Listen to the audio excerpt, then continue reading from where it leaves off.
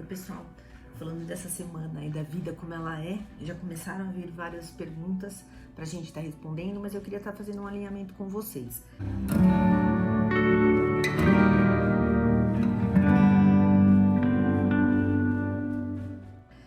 Como a ideia é a gente falar dos conceitos que a gente vem falando nesses vídeos, nessas postagens há algum tempo, para quem não me acompanha, só dá uma olhadinha, tem no Instagram, tem no Face, tem no YouTube, pode estar se atualizando. E para quem já me acompanha sabe que a gente fala bastante sobre o método PARE, sobre como que é a gente poder buscar o nosso autoconhecimento, tendo informações sobre crenças, distorções cognitivas, assertividade, sobre ser empático ou não, comunicação não violenta, enfim, sobre várias coisas. Então, quando eu percebo as pessoas estão mandando perguntas, fale sobre isso, fale sobre aquilo, mas a ideia não é trazer necessariamente um assunto em si, porque aí não está muito genérico essa pergunta. Na verdade, seria, por exemplo, meu filho sofreu uma situação na escola e o coleguinha fez isso, está virando frequente, ele está sofrendo de bullying, o que eu posso estar fazendo, como eu posso estar ajudando meu filho, o que eu posso estar fazendo, algo mais específico para que a gente possa realmente usar os exemplos do dia a dia para poder estar ajudando vocês, porque a dúvida de uma pessoa pode ser a dúvida de outra. Então fica só essa questão para a gente estar alinhando, para ficar mais claro o que vocês podem estar mandando para a gente, tá bom? Então, como eu não tinha feito esse alinhamento antes, vieram algumas perguntas e uma delas veio para a gente falar um pouquinho sobre a questão do bullying. O que a gente vai falar sobre isso no dia a dia? Primeiro, entender assim, que quando a gente fala de bullying, a gente está falando de um conjunto de práticas contra um indivíduo repetidas vezes. E o que acontece? Muitas vezes não tem um motivo aparente, grande parte das vezes não tem esse motivo aparente, e a outra pessoa vai estar sempre sendo atacada na sua integridade, seja ela física ou seja ela emocional. Então tem sempre um agressor e um agredido, né? Então o que a gente vê? Tem 3 fatores principais que a gente caracteriza sobre essa questão resumidamente sobre o bullying, que é o comportamento agressivo com o intuito de provocar danos intencionalmente, então é intencional essa atitude do agressor. E o que acontece? Isso acontece várias vezes, então é repetido. Pra gente falar de bullying, não é uma vez o fulaninho falou isso do meu filho, ele empurrou, ou alguém do emprego falou alguma coisa pra pessoa, não é uma vez, são repetidas vezes.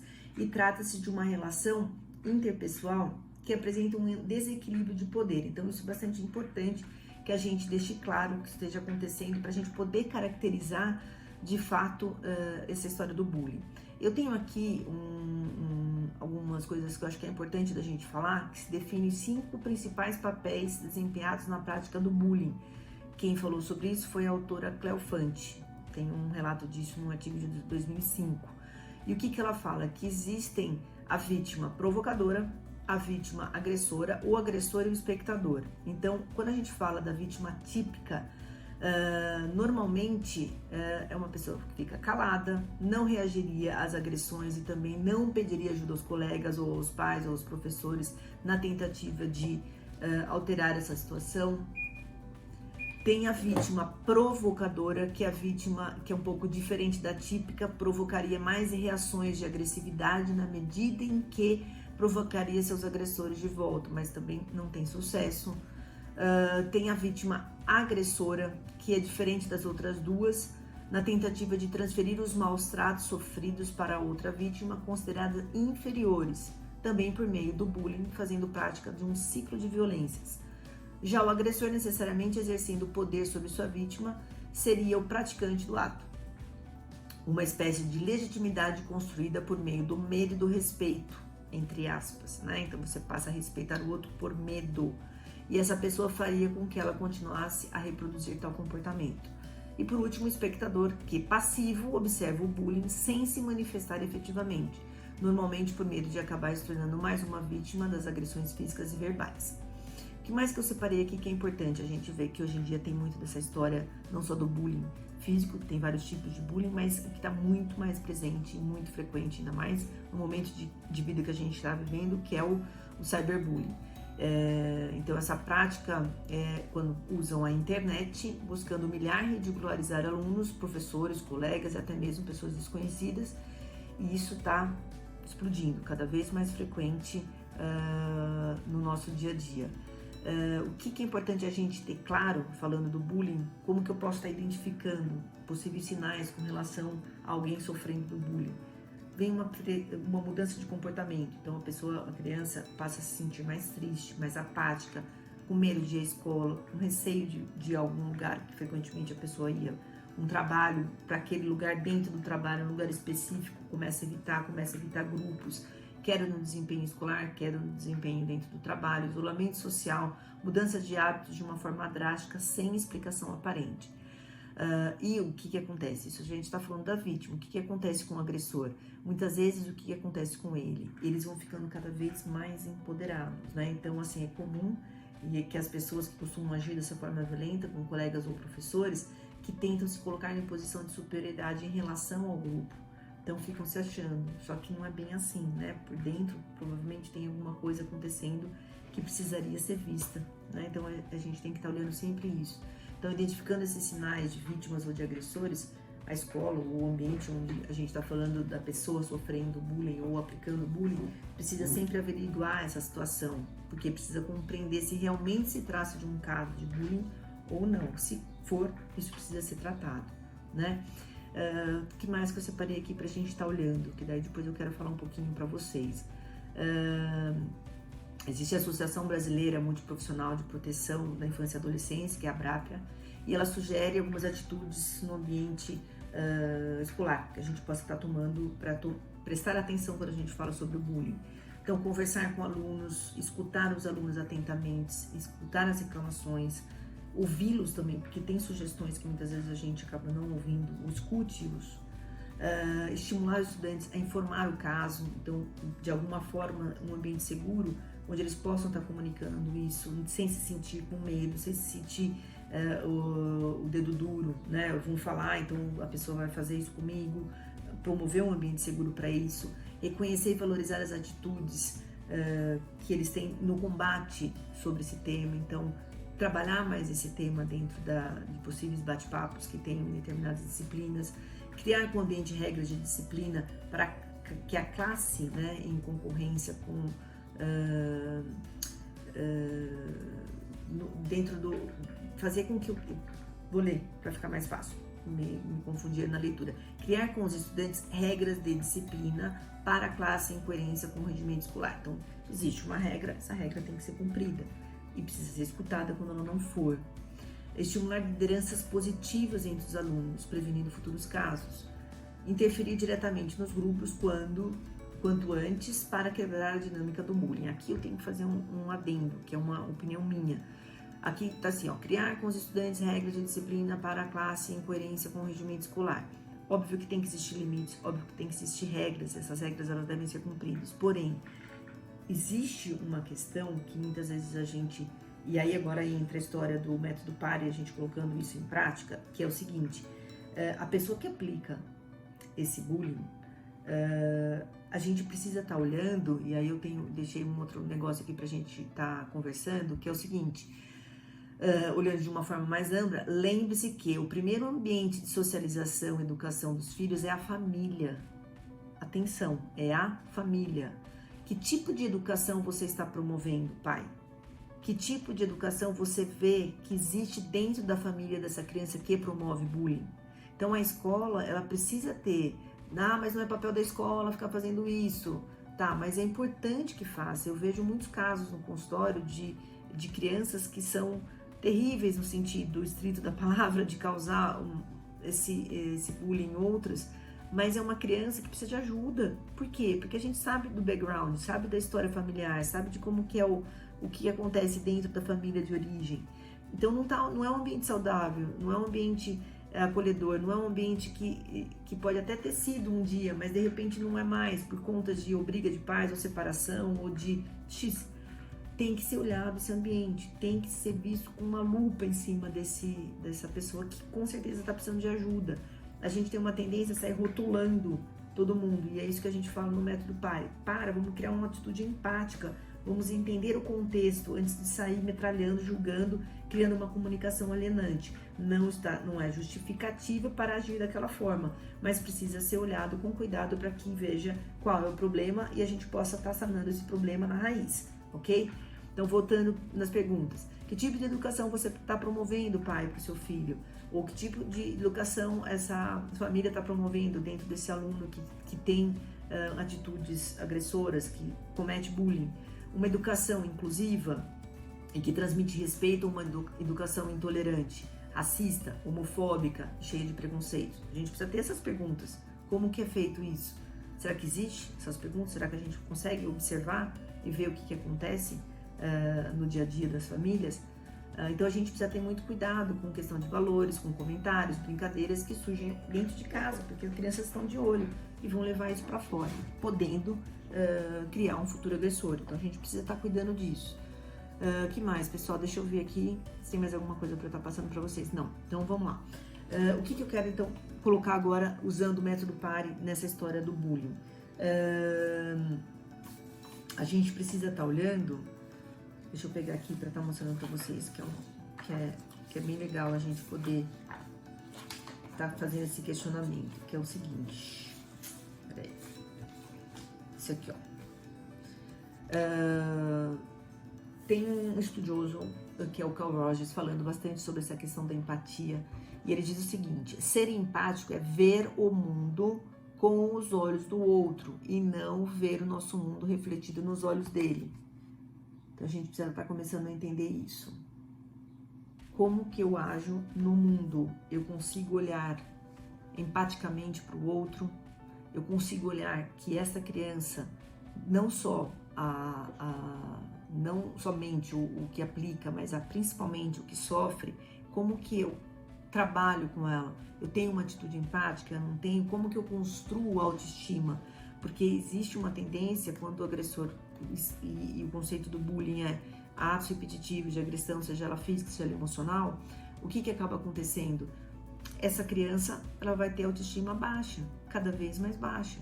Então é importante que a gente consiga estar fortalecendo essa autoestima, como ela buscando esse autoconhecimento, ela buscando o entendimento de que se ela é uma menina, vamos pegar, por exemplo, uma menina introvertida, e na classe tem um monte de meninas extrovertidas, as ditas populares, por exemplo, que existe um rótulo, né? Infelizmente, rotulando não é o que eu quero fazer, mas eu quero só exemplificar.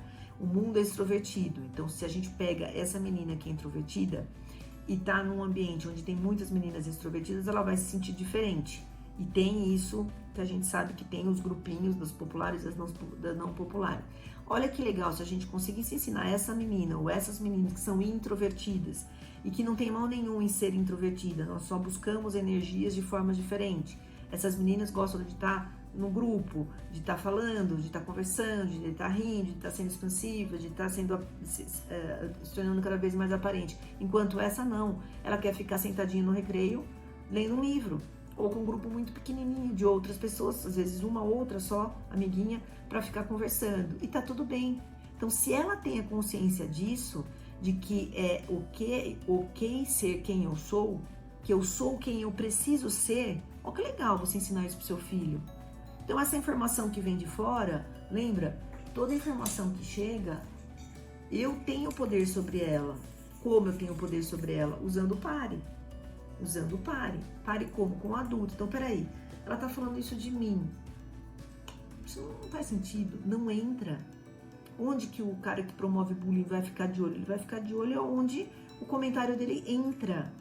Se ele percebe que ficou incomodado, se ele percebe que aquilo causou um desconforto, aí que ele vai ficar em cima até realmente fazer com que tenha uma reação contrária dessa pessoa que seria a vítima.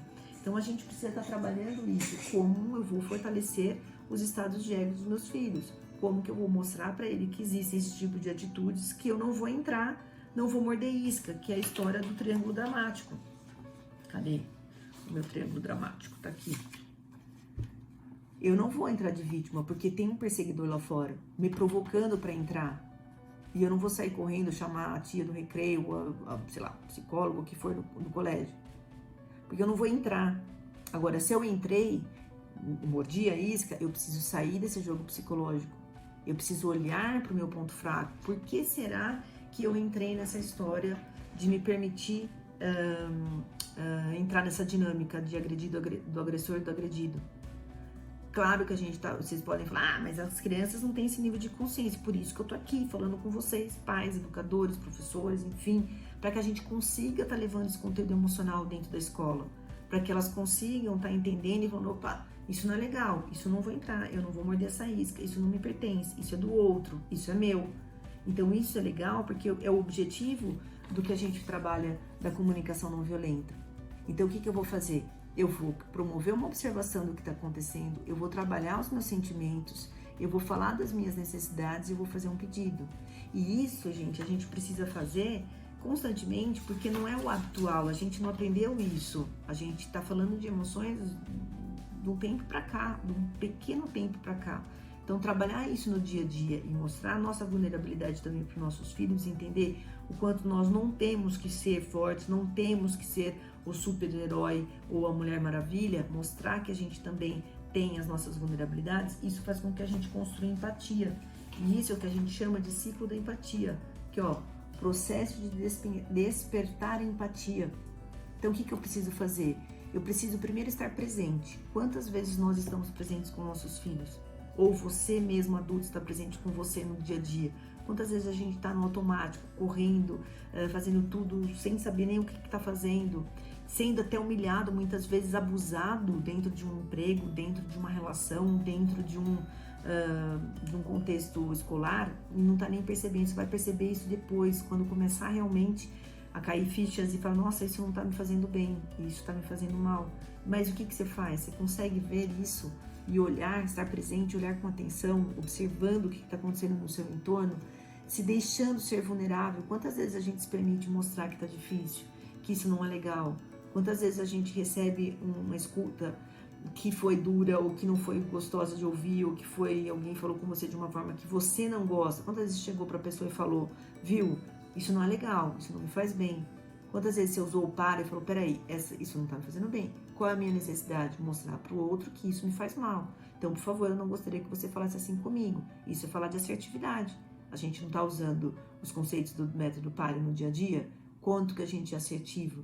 Quanto que a gente se posiciona com relação a gente criar um despertar da sensação para que a gente consiga fazer conexão com o outro. E fazendo essa conexão com o outro, eu consigo refletir, ou ao menos eu vou causar reflexão em vocês, esse é o meu objetivo, ou que vocês tomem uma atitude de fazer diferente o que vocês vêm fazendo há tanto tempo. A mesma coisa. Então, eu vou fechar só para vocês entenderem, quando a gente fala de olhar sempre, por trás de um comportamento existe uma necessidade. Qual será a necessidade? A necessidade do que não se posicionou porque ele sofreu bullying, qual é a necessidade daquele que causou o bullying? A gente consegue olhar para isso? Então, é um convite à reflexão. Lembra-se, tornar o ciclo da empatia, fazer um convite à conexão e à ação ou reflexão, tá? O que eu queria mostrar para vocês é isso aqui. Existe uma tendência nos estados de ego, então isso aqui o que é? Estado de ego pai, adulto e criança. Estado de ego pai, adulto e criança. Quantas vezes no dia a dia, você dentro da sua família, ou você dentro da escola, você sendo um professor, ou um colega, enfim, qualquer dinâmica que você possa criar, a gente entra nessa postura de amarrar sua criança e seu adulto, e aqui você entra numa postura aprendida do estado de ego pai. Lembra isso aqui, ó, gente, tá? É isso aqui que eu tô falando. E aí o que acaba acontecendo aqui? O pai criticando, julgando, entrando na comunicação não alienante, ou na comunicação alienante, desculpa, que é de comparação, que é de julgamento, que é de não ouvir, que é de exigir. Isso aqui não faz bem para você, nem para o seu filho, nem para sua família, nem para os alunos de uma escola. Isso aqui é danoso. Isso aqui é uma forma também da gente estar usando uma comunicação que não vai levar você a ter qualidade de vida. Então, voltando aqui, quantas vezes a gente se vê aqui, você amarrando a sua criança e o adulto, sendo totalmente automatizado no seu estado de ego pai, e o outro tá lá, ai meu Deus, que difícil, quando que vai parar, né? Não vai parar de falar, que difícil. Então, assim, isso precisa parar. A gente precisa começar a estar criando relações mais saudáveis. Ó, mais um exemplo. Você com você mesmo. Quantas vezes você fica se martirizando, cobrando que seu adulto tome atitudes, ou a sua criança lá esperneando e você não dá colo para ela, você não olha para ela, ou isso acontecendo com seu filho, como nesse exemplo aqui, que seu filho quer colo porque ele se machucou e você fica dando bronca porque queria mexer com a tesoura. E você quer dar esse colo, mas você não se permite porque você tem que ser duro, você tem que mostrar que você tem que dar ordem, que você tem que pôr ordem, que você tem que ser, sei lá, o que manda, enfim. Então tudo isso contribui para a gente estar gerando um ambiente onde possa estar criando pessoas oprimidas que vão gerar a opressão em outro, que é a história do bullying. Então isso é uma pincelada do que a gente vem falando no método PAR. Eu não sei se quem perguntou sobre o bullying foi suficiente esse bate-papo, mas se não, por favor, me pergunte de novo. A ideia é, vamos trabalhar a empatia, vamos trabalhar a assertividade, vamos treinar o olhar para eu poder olhar para a criança que está sofrendo bullying, porque muitas vezes ela não vai falar. Lembra que eu falei dos tipos de vítimas? Vai ficar quietinha. Então eu preciso ter essa sensibilidade de ver que ela precisa de ajuda. E para aquele agressor também ter essa sensibilidade de poder ver que por trás desse agressor tem coisas acontecendo que eu preciso olhar. E na medida do possível, ajudar essa pessoa também. Porque senão ela vai crescer e vai se tornar cada vez, muitas vezes, piores, tomando até atos delinquentes e caminhando para um lugar que não seria o adequado e nem seria, talvez, o destino se a gente pudesse olhar como um todo, olhar o ambiente que está inserido essa criança que causa essa agressão. Então, vamos lá? Fico esperando mais perguntas para a gente bater um papo, tá bom? Até mais!